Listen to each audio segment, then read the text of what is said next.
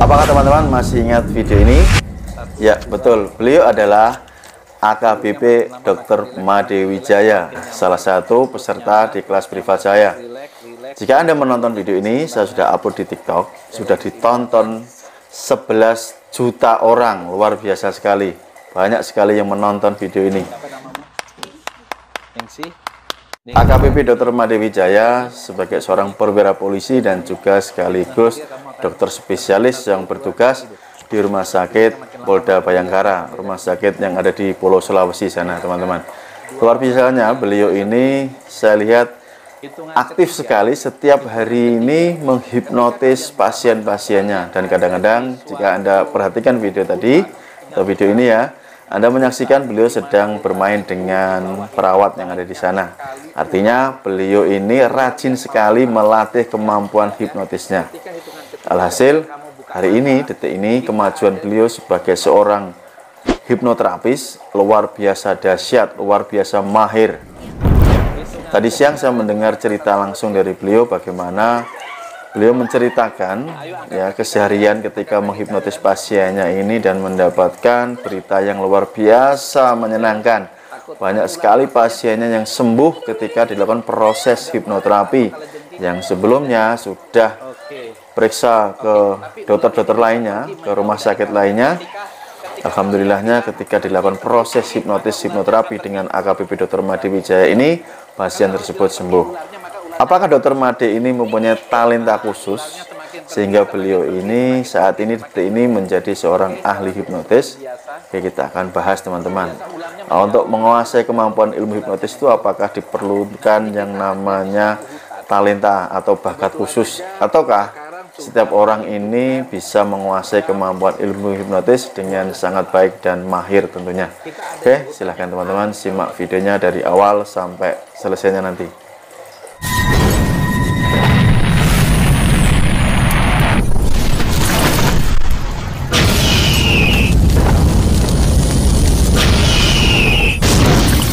Menyambung cerita dari AKBP Dr. Made Wijaya ini, beliau menceritakan ada rekan sejawatnya, para dokter yang juga belajar ilmu hipnotis, tapi masih mengalami kendala atau struggle, di mana rekan-rekan dari AKBP Dr. Made Wijaya ini masih kesulitan ketika mempraktekkan ilmu hipnotis. Meskipun menurut penuturan beliau ini, rekan-rekannya ini yang dokter sudah ikut di kelas workshop ya, di kelas-kelas hotel di sana. Nah, apa penyebabnya ini mengalami struggle, teman-teman?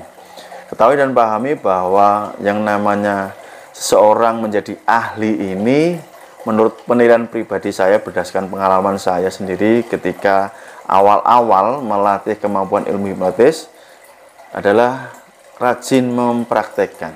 Itu kuncinya, teman-teman. Ya, semakin kita ini sering melatihnya terus, mempraktekannya terus, ya lama-lama kita akan menjadi mahir. Karena di dalam proses melatih ini tentu saja kita mengalami yang namanya kendala-kendala. Itu wajar. Yang namanya juga proses belajar. Tetapi disitulah guru terbaik kita. Kita akan mendapatkan banyak pengalaman. Nah, dari sanalah kita akan mengembangkan kemampuan yang sudah kita pelajari, sehingga lambat laun ya kita akan menjadi ahli.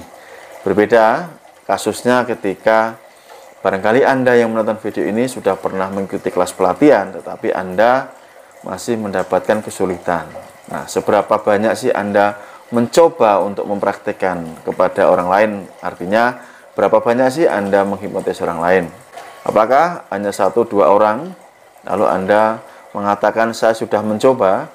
Jika itu yang terjadi, ya saya yakin sampai kapanpun ya Anda akan sangat sulit menguasai ilmu hipnotis dengan baik dan benar, apalagi Anda nanti menjadi seorang ahli hipnotis. Selain AKBP Dr. Made Wijaya ini, tentu saja masih banyak lagi peserta di kelas privat saya, bimbingan saya jarak jauh yang sudah mahir melakukan proses hipnotis. Tentu ada persamaannya, teman-teman, antara AKBP Dr. Made ini dengan teman-teman yang lainnya yang saya bimbing ini. Kenapa beliau-beliau ini juga mahir menghipnotis? Misal yang sering saya tampilkan Mas Pranowo, juga ada Mas Sugiharto, beliau seorang anggota TNI juga, dan masih banyak lagi yang saya didik, saya bimbing ini. Mereka ini kuncinya satu, teman-teman. Berani untuk mencoba, tidak pantang menyerah, dan terus mempraktikkan. Itu saja, teman-teman.